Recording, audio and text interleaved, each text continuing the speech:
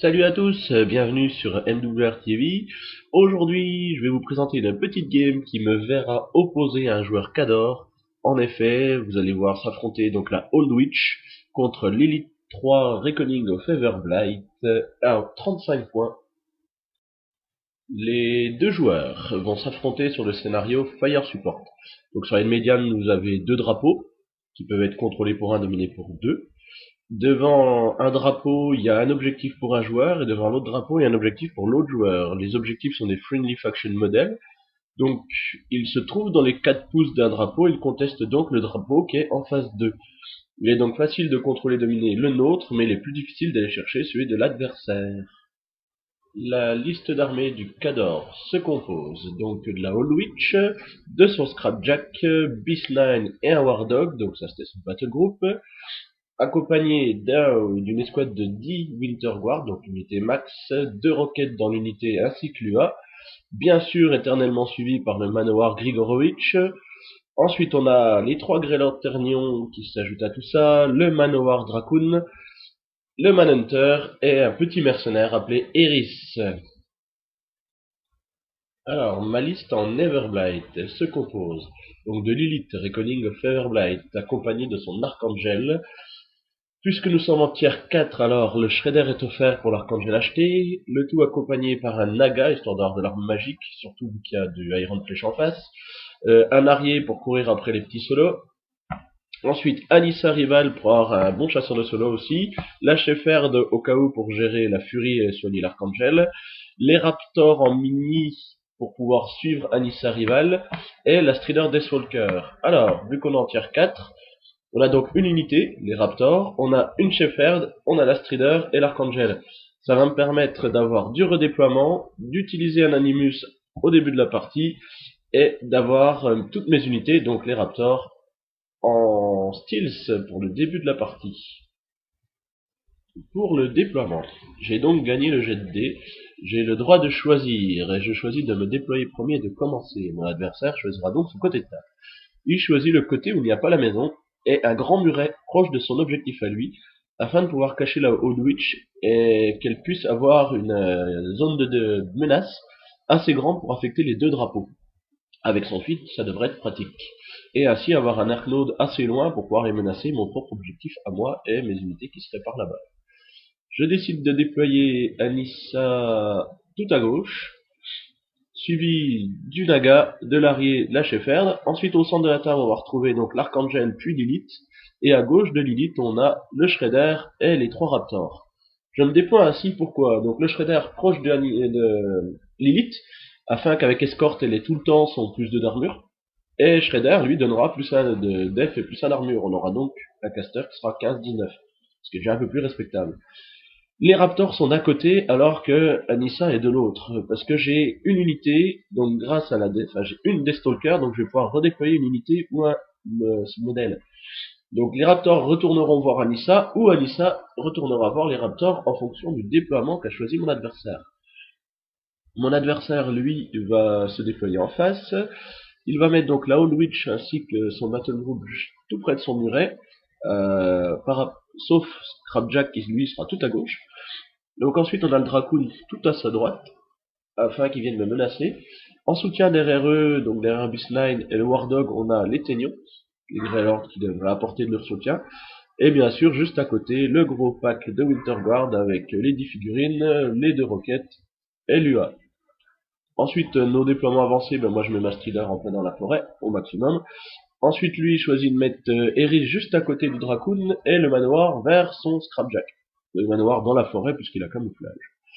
Ensuite, grâce à mon redéploiement dû au Deathstalker et du tier 4, je vais pouvoir redéployer les Raptors que je vais mettre à côté d'Anissa afin de menacer tout de suite son Dracoon à cheval ainsi que Eris, car tous deux sont des menaces très très grandes.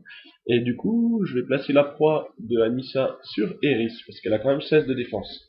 Et je me dis qu'avec ces 4 figurines, je devrais pouvoir gérer sans trop de difficultés ces deux solos et ainsi laisser la place belle à mon Archangel et ma cavalerie pour aller menacer la Old Witch.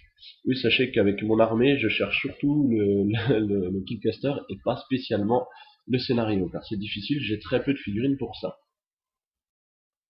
Donc, durant mon tour 1, j'ai fait une chose de simple, j'ai fait courir les Raptors et Anissa vers la maison.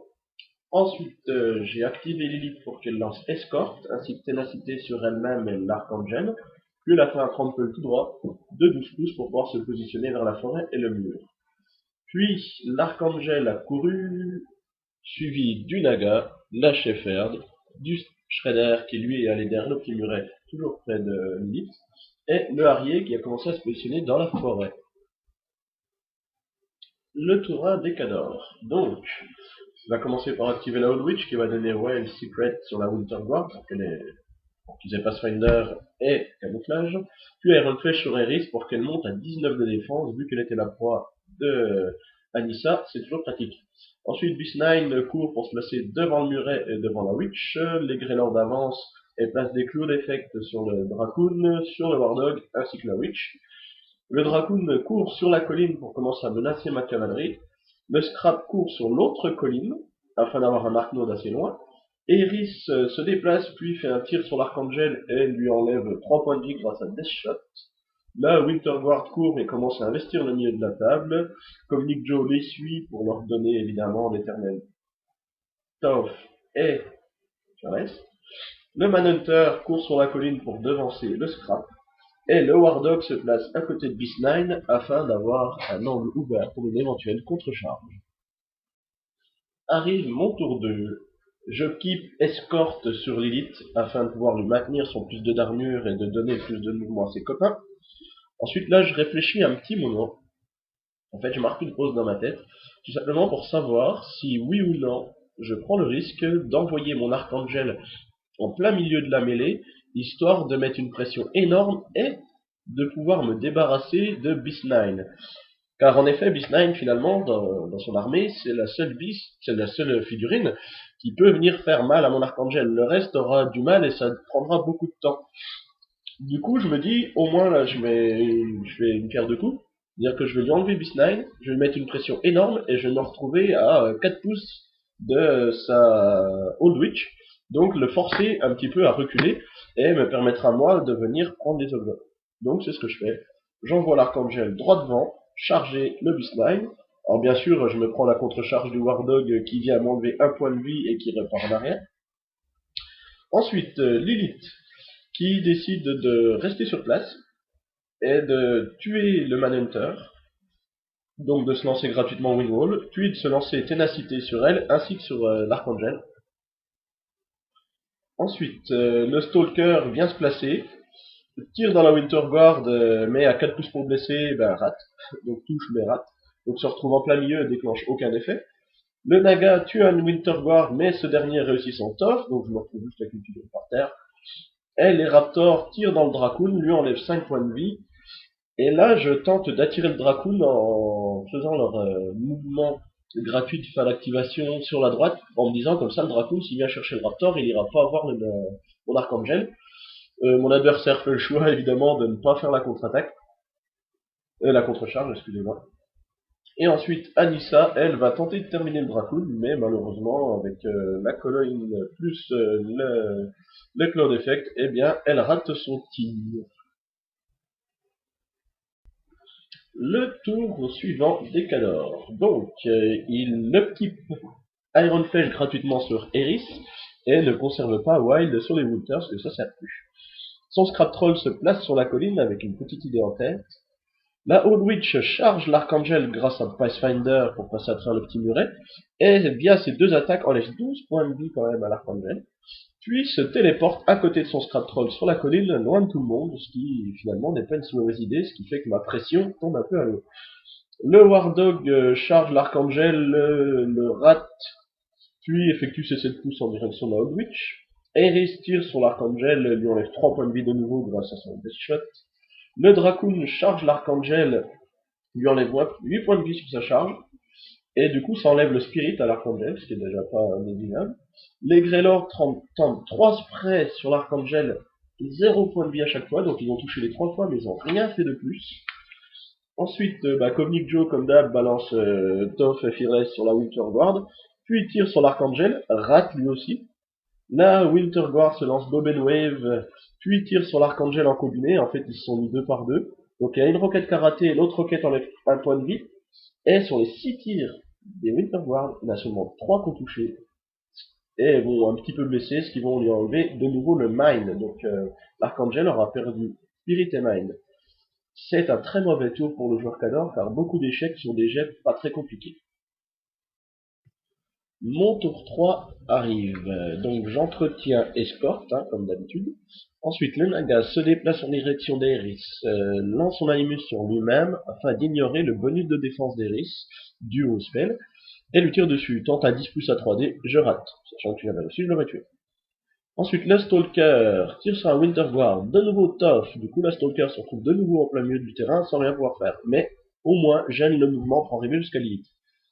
Ensuite, Lilith fait un Ride by Attack, tue sur un Winterguard, le tue sur un autre Winterguard, tough et tire sur un troisième et le rate.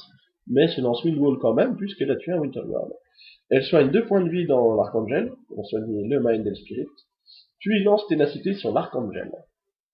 Ensuite, l'Archangel tue le Dracoon à cheval, donc ça place la version à pied, puis je tue la version à pied.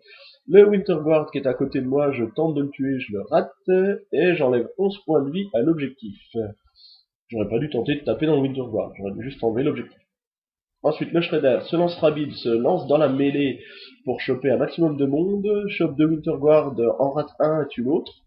Anissa tire sur Eris, rate. Les Raptors, sans bouger, tirent sur Eris. Donc il fallait faire du 10 plus à 2D, puisqu'ils avaient tous vu sur Anissa. Excusez-moi, ils ont bougé mais avaient vu sur Anissa. Puis ensuite, avec le mouvement de cavalerie légère, décide d'entourer Eris pour être sûr qu'elle ne bouge plus. Au tour 3 du Cador, il type Iron Flèche. Ensuite, comme Nick Joe avance, donne l'éternel Tough au Winter, tire sur l'Archangel, 0 points de vie enlevé. Greylord font 3 tirs sur l'Archangel, enlève seulement 2 points de vie avec les 3 souffles, ça de nouveau enlève le Spirit. Ensuite, la Winterguard, Rocket ne bouge pas, prend le Ming bonus, la première elle rate quand même, la deuxième elle fait 0 points de vie.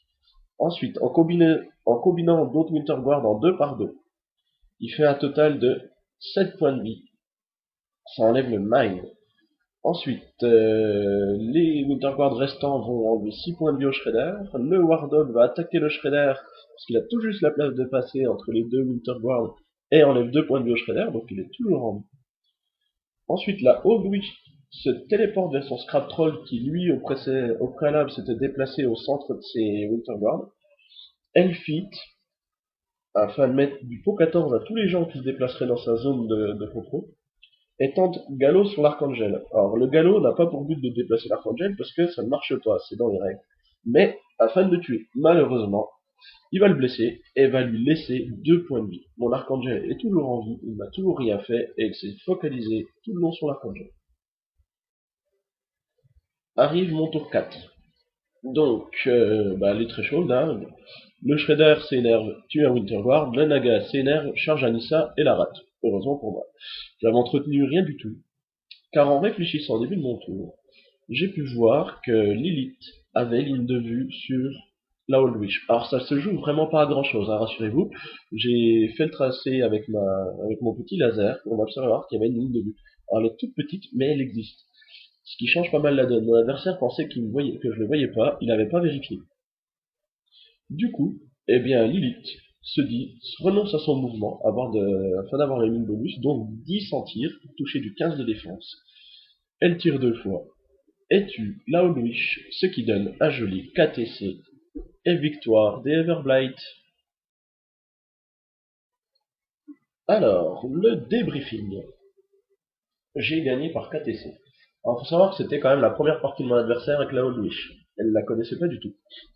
Moi, j'avais jamais joué contre, donc pareil, je la connaissais pas du tout. En regardant son panel de sorts, j'ai pu voir que Gallows n'allait pas lui servir parce que Archangel ne peut pas être déplacé de même que Lilith. Que son Wild Secret n'allait pas servir à grand chose sur sa Winterguard parce que donner camouflage c'est pas ultime. Et vu le nombre de figurines, il a jamais été, enfin, le terrain ne l'a jamais gêné pour se déplacer. Les petites erreurs qu'on a commises, alors lui, il s'est vraiment focalisé sur mon Archangel, et je dois avouer qu'il a vraiment pas eu de chance. À mon tour 2, mon Archangel aurait dû mourir. Les résultats me mettent vraiment dans la merde. Disons que l'Archangel, en plein milieu comme je l'ai fait, c'était un pari risqué. Ce pari m'a donné raison, mais sincèrement, je recommencerai plus. Parce que il aurait dû mourir. Honnêtement, quand on voit les jets de dés qu'il a fait, mon adversaire a vraiment pas eu de bol. Des 6 plus à 2 dés, il fait 5, des 5 plus à 2 dés, il fait 4. Et lorsqu'il faut pas faire double 1 pour toucher, il a fait du double 1. Donc ça a été une véritable catastrophe. Et ce, pendant le tour 2 et une partie du tour 3.